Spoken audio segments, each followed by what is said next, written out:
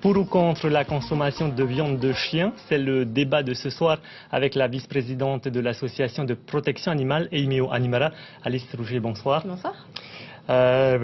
Michel Arakino, lui, est pour des petits plats à base de chien. Bonsoir.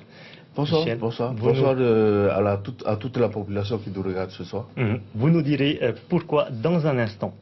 Alors, tout d'abord, première question à Alice. Il y a 10 jours, un habitant de Maupiti a posté sur Facebook des photos de son chien qu'il a tué pour en faire un plat. Quelle a été votre réaction? Extrêmement choquée. La première réaction qui a été un peu générale, je vais dire. Extrêmement choquée, d'une part parce qu'il a tué son chien, ça c'est clair, mais aussi parce qu'il s'exhibe fièrement avec, qu'il en parle de façon ostentatoire sur les réseaux sociaux, qu'il en fait de la pub, que ça le fait rire, alors qu'on parle d'un animal domestique. Michel, dites-nous pourquoi vous êtes pour la consommation de viande de chien? Parce que ça a toujours été. Depuis des lustres, depuis mes ancêtres jusqu'à moi, j'ai 54 ans aujourd'hui, on a toujours consommé tout ce qui nous entourait dans notre environnement proche. Je suis originaire des Tuamotu. Je ne parle pas de Tahiti ou soit des grandes îles. Je parle surtout de l'identité et surtout des us et coutumes des gens dans les îles, des Tuamotu. Et je défends ceux qui sont silencieux. Parce qu'aujourd'hui, il y a cette loi, il y a des gens qui débarquent du jour au lendemain qu'on accueille, et puis qui nous dit c'est pas comme ça qu'il faut vivre. Aujourd'hui, voilà, les gens silencieux, aujourd'hui, je les représente, j'essaie de défendre notre point de vue, de dire qu'on était comme ça, et puis aujourd'hui, c'est notre façon de vivre, et c'est notre manière de vivre. C'est pas tous les jours, là, c'est pas tous les jours qu'on tue des chiens c'est exceptionnel. Hein, exceptionnel. Oui, voilà. Alors, Alice, Michel met en avant l'aspect identitaire et donc culturel. Vous n'êtes pas d'accord? Ah si, je suis tout à fait d'accord. Je suis complètement d'accord. Bien sûr, ça fait partie de la culture polynésienne. Je peux même te dire que ça remonte à peu près aux pré-européens, donc aux premiers navigateurs qui sont arrivés, puisque c'est eux qui ont amené les poulets, les cochons et les chiens. À l'époque, c'était la seule nourriture. Il n'y avait aucun mammifère en Polynésie, et on parle de ça à peu près en 600 après Jésus-Christ. Donc je sais que ça fait partie, clairement, comme vous le dites, des us et coutumes. Maintenant, la société a évolué en près de 2000 ans. Elle a évolué. Donc il y a certaines coutumes qu'on a laissées, que vous avez laissées, il y a certaines coutumes qui ont été conservées. Je pense que dans l'évolution générale d'une... On nous a forcé de laisser, on prend l'exemple du tatouage. Le tatouage a été banni par les curés, parce que les curés, ils ont fait du mal à ce peuple. Aujourd'hui, il faut arrêter de donc parler dans ces cas-là, vous voudriez revenir et récupérer toute vos traditions. On récupère pas, on peut plus récupérer. Il faut juste respecter on peut récupérer la culture, se récupère, bien sûr. Qui reste. Et aujourd'hui, si vous voulez partager notre vie, il n'y a aucun problème pour nous, il n'y en a aucun. Mais maintenant, il faut qu'on mette un débat autour de la table. Mais c'est pour ça qu'on est là ensemble. Les flics, quoi. Voilà. Michel, on va laisser terminer. Vous parlez de l'aspect culturel de la chose. Il y a ce qui me dérange, c'est que vous favorisez un aspect culturel de la Polynésie plutôt qu'un autre. Dans ces cas-là, si je vous suis, on remet à jour le cannibalisme. Ça fait partie des cultures polynésiennes, oui. C'est là où je vous démontre que nous avons évolué. Parce que si vous parlez de cannibalisme, c'est vous qui êtes en train de revenir en arrière. Or, nous, non. Non, j'essaye de vous suivre sur la piste de la culture et de la tradition. Et la culture, c'est une chose. La culture ancrée, c'en est une autre. Les besoins de vivre, c'en est une autre. L'alimentation fait partie des besoins nécessaires à un homme pour vivre.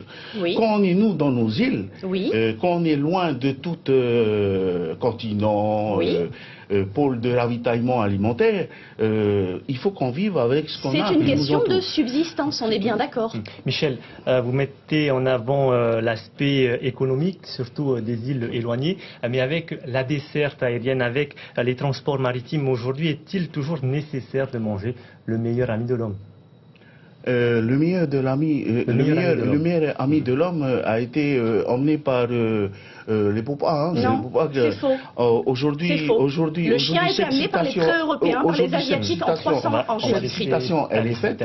Aujourd'hui, nous disons l'ami de l'homme, c'est un prétexte par rapport à nous, c'est de nous faire lancer encore les pierres. C'est pour ça que je suis venu avec un garde du corps ce soir, parce que nous ne sommes pas là. Le débat, il n'est pas là. Il n'est pas que nous, on est méchants, que les autres, ils sont gentils. C'est pas ça. C'est pas ça. Le débat est pour et contre. Aujourd'hui, nous disons que nous consommons. Moi, j'ai des chiens. J'aime mes chiens. Mes chiens, je les mange pas. Je les mange pas, mes chiens. Mais si on me propose un bol de chien, je dis, je mange le Alors, bol de si chien. vous ne mangez pas les vôtres, quel chien C'est mangez-vous? tout. Alice, la loi n'interdit pas la consommation de chiens, de viande de chien. Seule la cruauté animale est condamnable. Faut-il, selon vous, modifier dans ces cas-là la loi? Oui. Clairement, il faut modifier la loi. En Polynésie française, on est en plein milieu d'un flou juridique. C'est la porte ouverte à une interprétation. On a le droit de consommer de la viande de chien, c'est plus précis que ça, c'est-à-dire que c'est plus ambigu, pardon. C'est-à-dire que la viande de chien n'est pas interdite à proprement parler à la consommation. Par contre, il est interdit de tuer un chien. Donc, il y a une position qui n'est pas claire. Il est interdit de le maltraiter. Non, il est interdit de tuer un chien. J'ai l'article du code pénal, c'est atteinte volontaire à la vie d'un Tourelle animal. a dit des conneries alors à la télé. Eh ben, je me permets de le rappeler, les atteintes volontaires à la vie d'un animal, c'est l'article R655.1 du code pénal. On va laisser Alice, donc c'est pour ça que je dis que c'est très ambigu comme position, et effectivement je pense qu'il est grand temps de prendre une position claire. Alors, effectivement, je suis d'accord avec vous, ça fait partie des cultures. Maintenant, une société évolue. En 1500 ans, la Polynésie et les Polynésiens ont évolué. Je pense qu'on ne peut pas décemment se réfugier derrière ça. Sinon, je vous dis, dans ces cas-là, on dit que le cannibalisme est à nouveau autorisé. Michel, vous dites que ce n'est pas tout le temps que vous mangez du chien. À quelle occasion on en mange? Le chien, il est préparé. Il est élevé pour être consommé. C'est pas un chien qu'on prend comme ça, il y a une préparation. C'est-à-dire qu'il n'y a pas d'événement, un mariage, un anniversaire? Si, il y a des événements. Je prendrai juste quand il y a des grandes rencontres culturelles dans chaque île, ben, les îles, ils mettent leur spécialité en avant.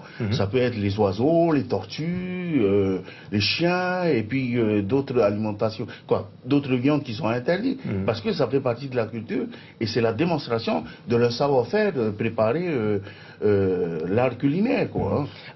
Alice, quelle différence y a-t-il entre manger du lapin, du cheval et du chien? Alors, le chien et le chat sont des animaux de compagnie. Ça veut dire quoi? Ça veut dire qu'il y a une relation qui se crée avec le maître, qu'il y a vraiment une fusion qu'on peut établir, que c'est 10 à 15 ans de la vie partagée au sein d'une famille. Après, ces animaux ne sont pas faits pour être consommés. Les autres, vous parlez de lapins, de poulets, ils sont élevés pour ça. Il y a des élevages. Je ne me lancerai pas sur le débat des élevages et des associations de protection, c'est un autre débat.